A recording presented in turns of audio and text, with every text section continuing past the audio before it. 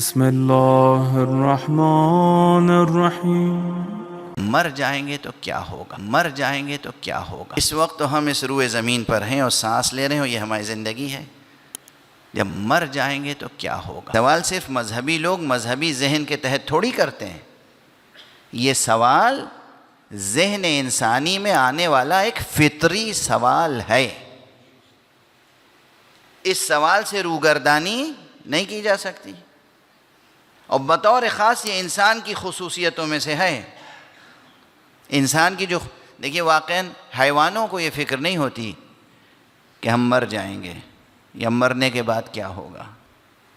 یہ خصوصیت انسان کی ہے، وہ موت کے اندیشے میں گھلتا بھی رہتا ہے، اپنی موت کو ہر طرح سے ٹالنے کی کوشش بھی کرتا ہے، اور اسے فکر ہوتی ہے کہ موت کے بعد کیا ہوگا۔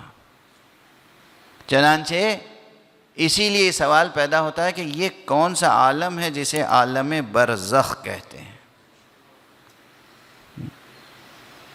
اچھا، جیسے جیسے علم میں اضافہ ہوتا چلا جاتا ہے، خدا کی قسم ویسے ویسے اللہ کی محبت بھی بڑھتی چلی جاتی ہے، اور اللہ کا وہ صحت مند خوف بھی کہ کہیں اللہ کے حق کو ہم پامال تو نہیں کر رہے ہیں۔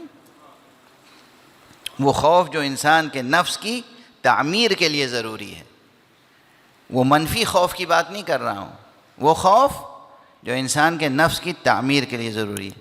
اگر یہی علم ہو، یقین حاصل ہو جائے کہ نہیں بس یہی زندگی ہے اور اس کے بعد کوئی زندگی نہیں ہے، تو خوف بھی کم ہوگا۔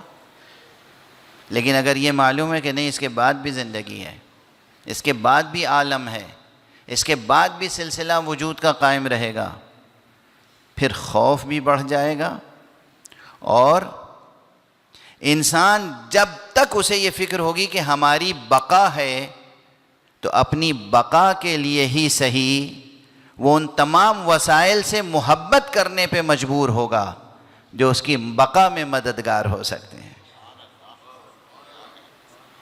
باقی رہنا ہے تو جو عناصر، جو اسباب انسان کو باقی رکھنے والے ہیں، ان کی محبت تو ہوگی، ان کی معرفت بھی حاصل کرنے کی فکر ہوگی، جستجو ہوگی۔ کون سی چیزیں ہیں جو ہمارے مستقبل کو، ہمارے فیوچر کو روشن کر سکتی ہیں؟ ایک صلوات پڑھ دیجئے محمد۔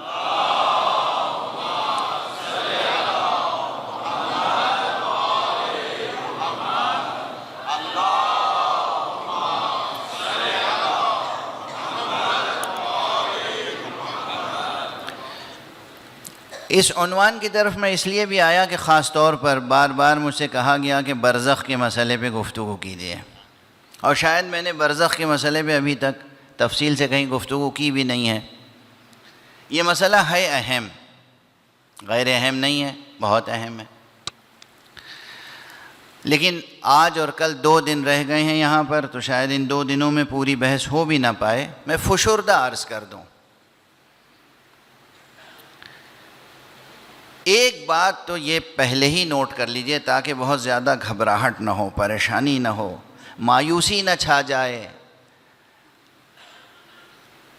کہ اگر آپ نے اس دنیا میں، یہ محدود دنیا، یہ 4 دن کی دنیا، یہ 4 دن اس دنیا کے اگر صحیح معنی میں اللہ کا لحاظ رکھتے ہوئے گزار لیے، تو پھر وہ جو برزخ ہے اور آخرت ہے اور جنت ہے، وہ جہاں تک ابد الآباد تک زندگی ہے نا، سمجھیے اس کا بیمہ ہو گیا، اس کا انشورنس ہو گیا، آپ بے خوف ہو جائیے۔ تو اصل تو مسئلہ یہ ہے کہ یہ جو سامنے زندگی ہے نا، اسے بسر کرنے کا سلیقہ آ جائے، اور اتنا منصفانہ ہو کہ انسان حقیقت پسند ہو، توہم پرست نہ ہو۔ بہت سے لوگ مذہب کے نام پر عوام الناس کو توہم پرست بنا دیتے ہیں۔ اسلام و قرآن کا سب سے بڑا کمال یہ ہے کہ انسان کو توہم پرستی سے بچاتا ہے۔ حقیقت پرست بنیے، زمیں کو زمیں اور فلک کو فلک سمجھ لے تو انسان ہے رشک ملک۔ حقیقت پسندی ہونی چاہیے، زمین کو آسمان نہ کہیے، آسمان کو زمین نہ کہیے، سمجھ گئے آپ؟ یہ ایک مضمون، یعنی ہر شے جو جتنی ہے اسے اتنی ہی کہیے، نہ اس سے کم نہ اس سے زیادہ۔ اگر یہ روش ہماری فکر کی ہو گئی، عموماً مبالغیں قرآن مجید میں منع کیا گیا ہے، یا اہل الکتاب لا تغلو فی دینکم، اے اہل کتاب تم اپنے دین میں غلو نہ کرو۔ اور آقا رسول اللہ صلی اللہ علیہ وآلہ وسلم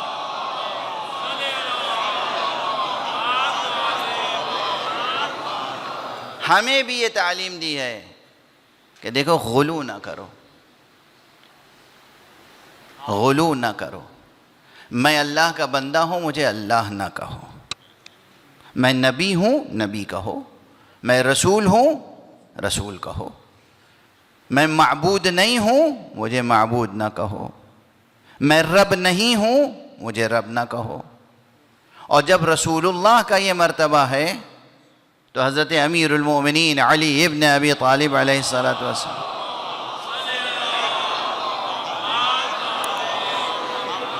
جن کا یہ ارشاد موجود ہے کہ انا عبد من عبید محمد، میں تو محمد کے غلاموں میں سے ایک غلام ہوں۔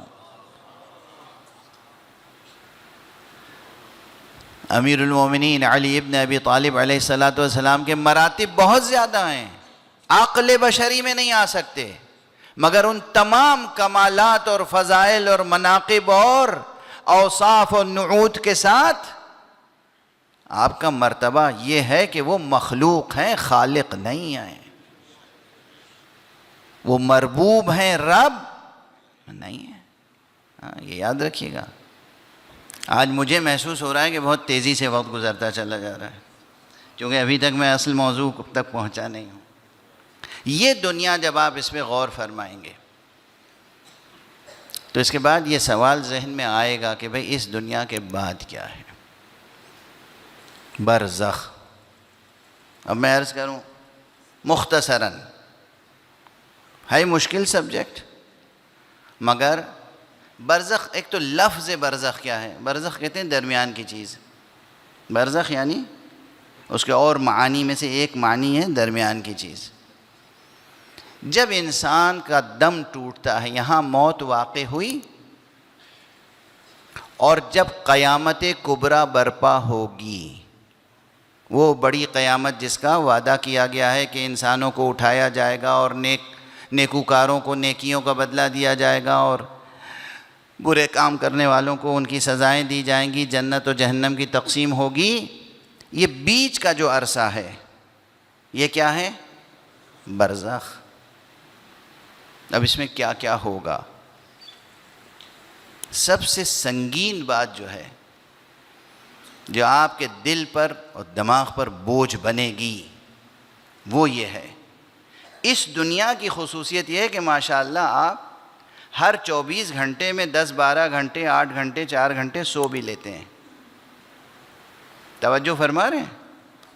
اس دنیا میں آپ سوتے بھی ہیں اور جاگتے بھی ہیں۔ موت کے بعد جو برزخ ہے اس میں نیند نام کی کوئی چیز نہیں ہے۔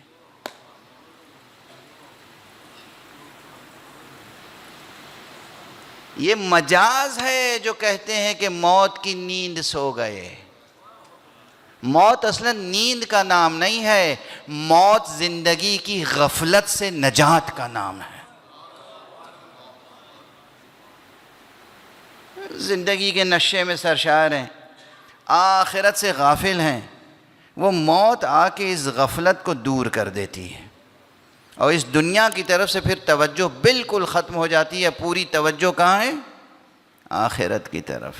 تو یہ جو ہم اور آپ سوتے ہیں، روزانہ استراحت کرتے ہیں، آرام کرتے ہیں، برزخ کی زندگی میں نیند نام کی چیز نہیں ہے، سونا نہیں ہے، اب آپ جاگ ہی رہے ہیں مسلسل۔ اب سمجھ گئے آپ؟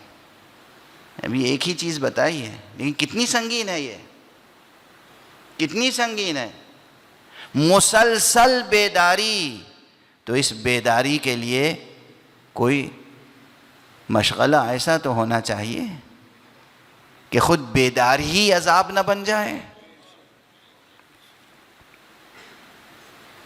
یہ بات تو روشن ہے نا. کسی کو سونے کی اجازت نہ ہو, جاگتا رہے, تو جاگنے کے لیے کوئی نہ کوئی شغل کر لیتا ہے. بھئی کوئی کتاب اٹھا لی, مطالعہ کر رہے ہیں.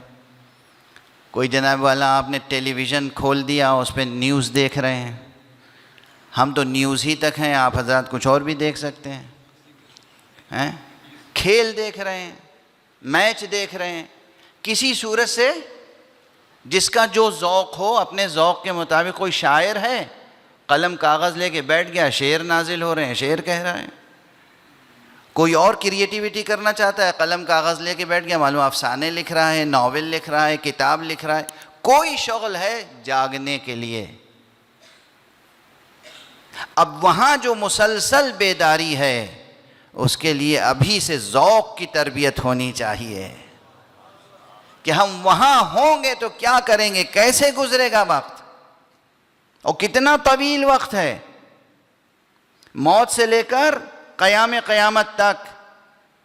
خدا کی قسم, عزاداران حسینی آپ کے دل کو خوش کرنے کے لیے نہیں کہہ رہا ہوں, لیکن خدا کی قسم یہ مجلسی ذوق آپ کو وہاں بھی مدد کرے گا.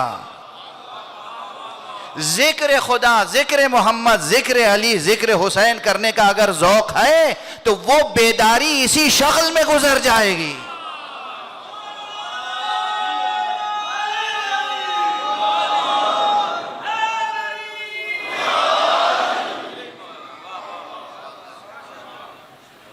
ذکر خدا اس لیے ہے, یہ جو اٹھتے بیٹھتے علماء, صوفیاء, عرفاء, فقہاء کہتے ہیں ذکر خدا.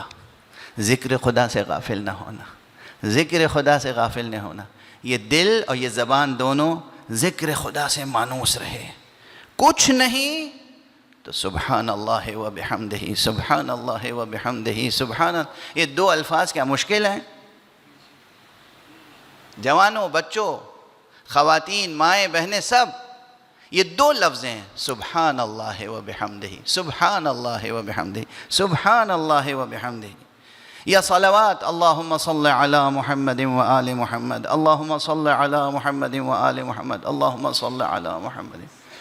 اگر یہی دو ذکر آپ مانوس ہو گئے اس سے, تو خدا کی قسم یہ سمجھ لیجئے کہ آپ کی برزخ کی زندگی ایسی روشن, تابناک, مطمئن ہوگی کہ فرشتے بھی رشک کریں گے.